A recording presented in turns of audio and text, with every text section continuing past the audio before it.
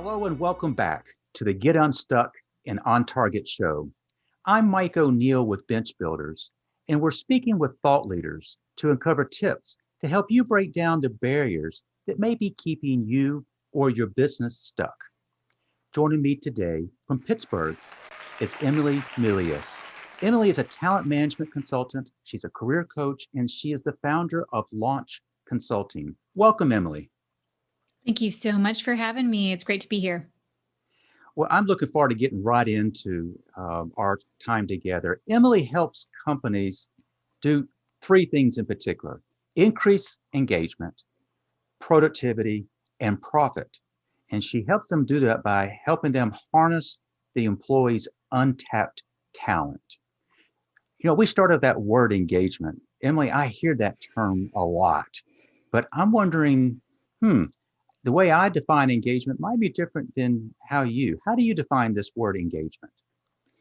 I define engagement as how many of your team members are sitting on the bench and how many are in the game. And, it's really as straightforward as that. We've got some sophisticated, wonderful technologies and platforms and metrics to go a little bit deeper.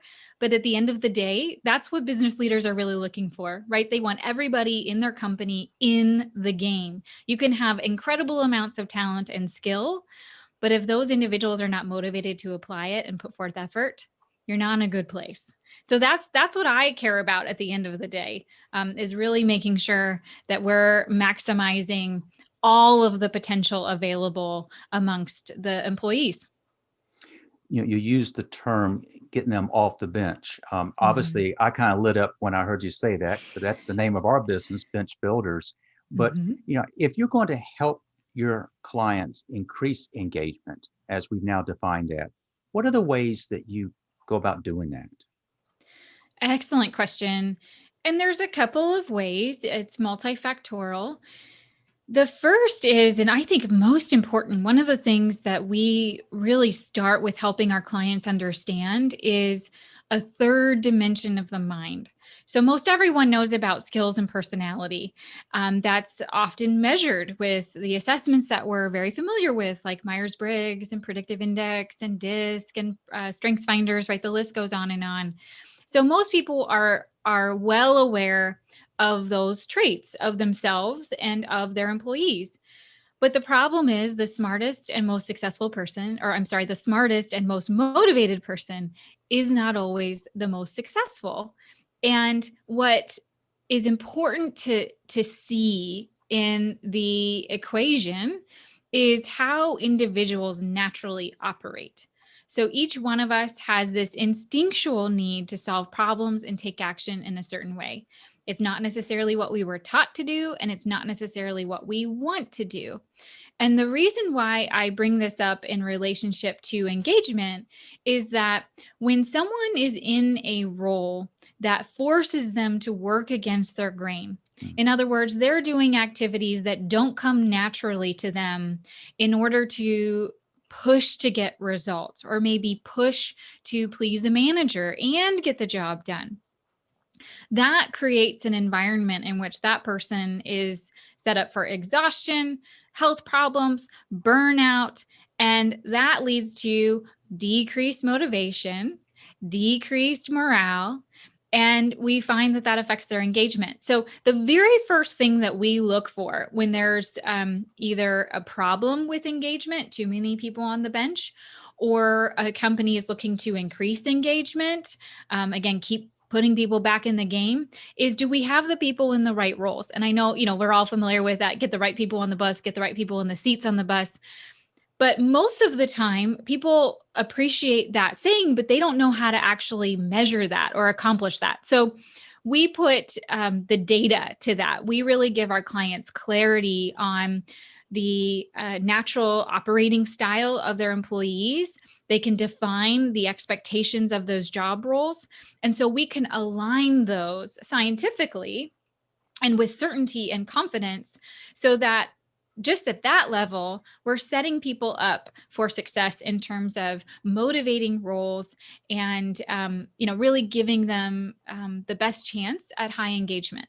If we're still having engagement problems, then that's where we have to look at things like company culture. And are there clear mission, vision, and value statements? Are we unifying around our values and mission as an organization? Are people going through, think about what we just went through with COVID. Is there significant change or disruption or stress or tension or conflict in our employees' lives? That impacts engagement. So there's and lastly, if people are not skilled, if they don't have the right kinds of training to do their jobs, right now, again, because of COVID, jobs and the environment has changed drastically. Some people might not feel completely equipped to do their roles, not to the same degree as they did even a couple months ago. And if they don't feel equipped or skilled, then again, engagement goes down. So to zoom out from that, really the framework that we always come to our clients with, both their opportunities and challenges, is looking at, is there an issue or opportunity as far as skill? Is there an issue or opportunity in terms of passion and motivation and engagement? Is there an issue or opportunity when it comes to alignment with how people naturally operate? And that's that framework for both diagnosing people problems, but also setting people up for success in a way that honors all of them, not just those skills and personality pieces. Emily, that was one of the best explanation of engagement I've never heard. And let me tell you what I heard also. And that is, when I hear the word engagement and you try to measure it, it seems to me that most approaches to measuring are kind of squishy. And what I heard is you operate off hard data. Leaders who are listening, that's how they want to run their business. Give me the data and I can act Mhm. on the data. I introduced what your firm does for clients as helping clients increase engagement, productivity, and profit. How does increasing engagement fit into productivity? How does that fit together? Well, really, all three are intertwined. So when you have your team members operating on all cylinders, right? They're putting forth maximum effort. They're totally motivated. They're all in, if you will. Then they're going to be more productive. They're going to be creating greater output. And especially if we're doing that good and important work of lining people up to roles that honor how they naturally operate, we're picking up efficiencies. It's this positive cycle of them feeling good and satisfied about the work that they're doing, feeling like this is my fit, I can produce here. And then that leads to the profit piece, right? Because if you're more productive and efficient, obviously you're reducing wasted effort, reducing inefficiencies, so you can grow that bottom line. So they play in together, which is great because they all rise together, but they can fall together as well. But what I find, to your point about hard data, just show me the numbers, is that when it comes to people or people problems, for a lot of business leaders, it feels like a big black hole. Mhm. It's like, we're guessing, we're hoping, we're hunching, playing hunches. And the good news is that we don't have to do that anymore. I mean, technology has made incredible advances, and we utilize research and tools from companies that have proven themselves with decades of research to bring our clients good and actionable data. And we believe firmly that good data makes good decisions. And it takes out all that messiness and mystery and trial and error that talent strategy often has. And that's what holds you back as a company. We say all the time, your people are your greatest resource, but if you don't know how to use that resource properly, it can actually be an Achilles heel. It can actually be the thing that holds you back. I mean, how many companies have been kept from their vision or have struggled to grow because they're just bogged down constantly in people problems? You mentioned getting bogged down and keeping with the theme of our podcast. Let me get you to kind of reflect on maybe a client situation where Mm. they concluded that they're stuck and they came to you for help. Can you maybe give us an example where you were able to help a client get unstuck? Sure. Yeah, I love real world examples. And one, actually, a client that I've had the pleasure of working with over, probably at least 15 years now. But more recently, we've been working together because they are a very well known, great reputation, financial services company. And that industry, for those that are familiar with it, is sort of notorious for pretty bad retention, tons of turnover. There's lots of people that get into that career and quickly get out. They just don't succeed. So this particular organization actually has better numbers on retention than most. So they're doing some things right, but they still wanted to do better, and they were struggling because some people were working really well. Some people were succeeding out of the model that they had for hiring and training. Some were not. Mm, So it was a complete mixed bag in outcomes, even though their process for hiring and training and equipping was the same. So they're scratching their heads, saying we think we're getting these motivated, talented, impressive people, but why are some working and why are some not? This is not good for them. This is not good for us. We want to set people up for success, and we want to put people into the process that we know can succeed here. And so what we were able to do is come into that process and actually do the people analytics. So we were able to assess the MOs, the modus operandi, that operating style of the advisors that they had. mm, And that illuminated for us patterns, because we could see, first off, is there a commonality?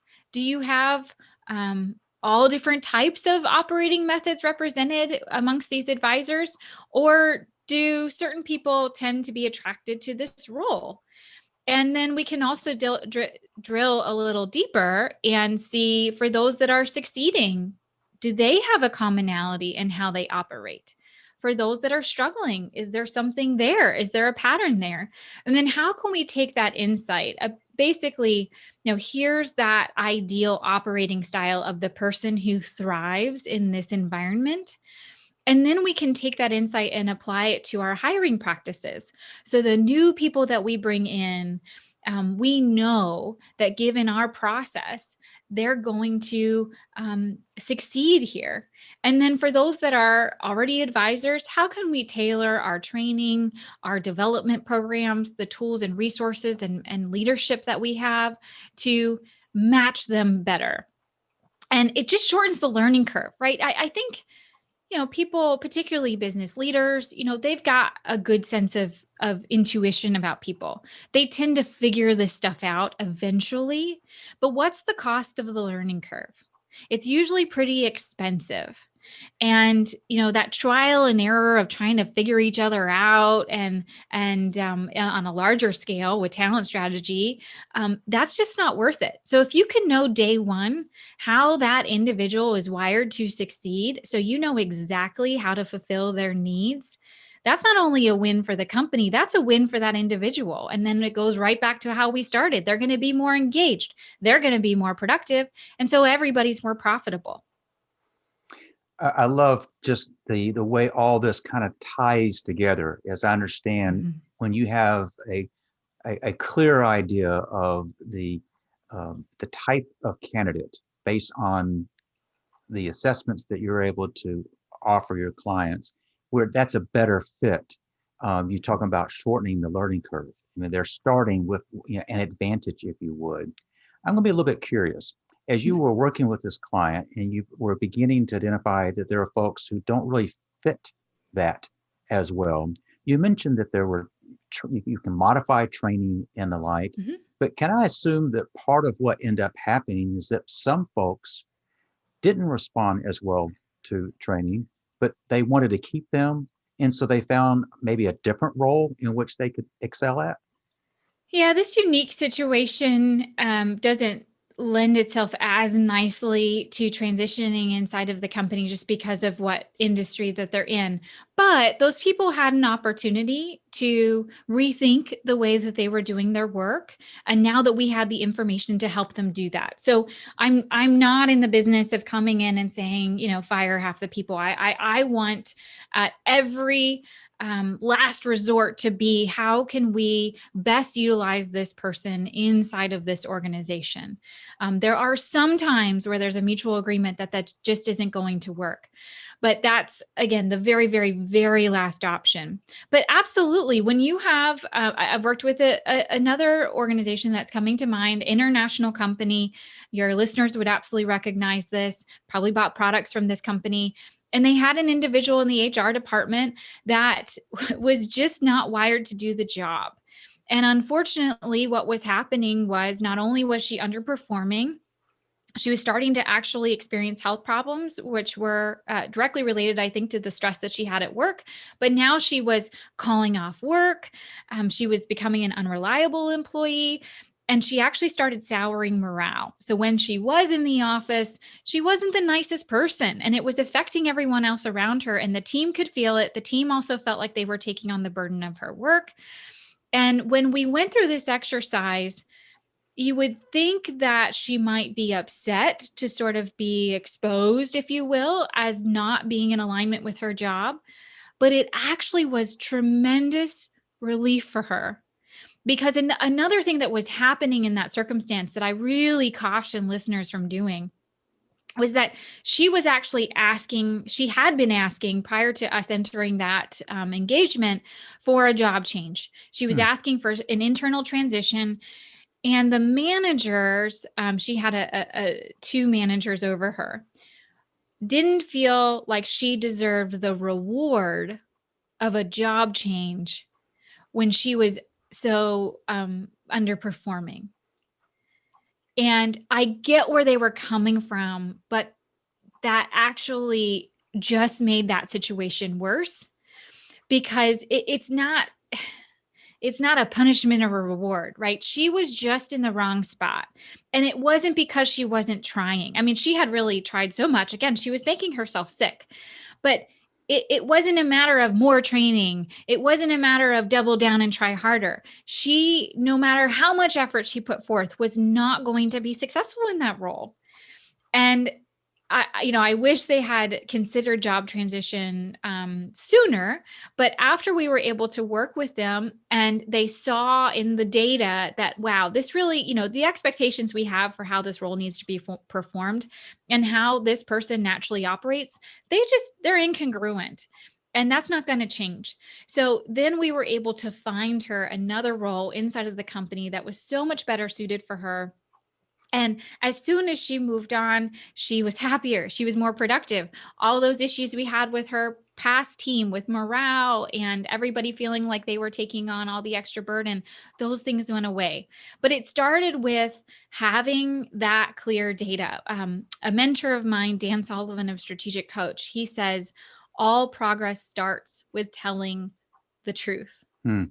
And sometimes the tough part, but the good part of the work that I get to do is to help people see the truth of the situation so that they can do the right thing and find the right fix. Emily, those are two great examples, a company example and an individual example. As we kind of reflect on what you've shared with us thus far, how you help companies improve engagement, thereby productivity and profits result as that. You've shared with us two examples where you help clients get unstuck. If you were to step back and kind of summarize what you would hope to be some takeaways for our listeners, what might they be? It comes back to those three parts of the mind, that there are, in fact, three. There's your what you know, your skills. There's your why, which thanks to Simon Sinek, we're all very familiar with, right? Your passions, your personality, your engagement level. But there's also your how you naturally operate, how you are uniquely hardwired to get results and solve problems. Your skills, Your passions will change over time. How you do things is fixed. Hmm. So that's the non-negotiable in terms of, as individuals, advocating for ourselves, putting ourselves into roles that are a good match in which we're set up for engagement, productivity, and profit. But also when we look at that on the company scale, getting that matchup right in all three of those pillars. And when we know they exist, I mean, awareness is 80% of the battle, right? And then when we're equipped with that good data, we can make clear and confident decisions. And I'll add to that's where we get that win-win between companies and employees. It's sad to see. I think there's a misnomer out there that if a company wins, employees have to lose, or if employees win, that means the company loses. And it's simply not true. There really is a win-win, and it's the best win overall. And it's by, again, getting those three things lined up. And if we do that on the individual level, it builds to be fantastic at the company level. And we get those kinds of results that everybody's looking for. These are great takeaways. I already shared with Emily before we hit the record button. One of the things I really enjoy by doing these podcasts is I come in contact with folks like Emily, and I couldn't write down, but I'm going to be going back. Some of the things you have said are really strong takeaways. And so I want to encourage the listeners, if you've been driving down the road listening to this, fret not. This will be recapped and will be included in the show notes. So this has been really excellent. Emily, if folks want to reach out and connect with you online, what's the best way for them to do that? First off, on LinkedIn, find me there. I post daily. Would love to connect up with people there.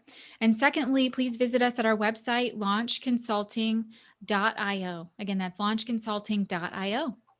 So the spelling of your last name, if those, and it's going to be in the show notes, but just do that for us. So if they want to find you on LinkedIn, it's a little bit tricky. Would you spell it for us?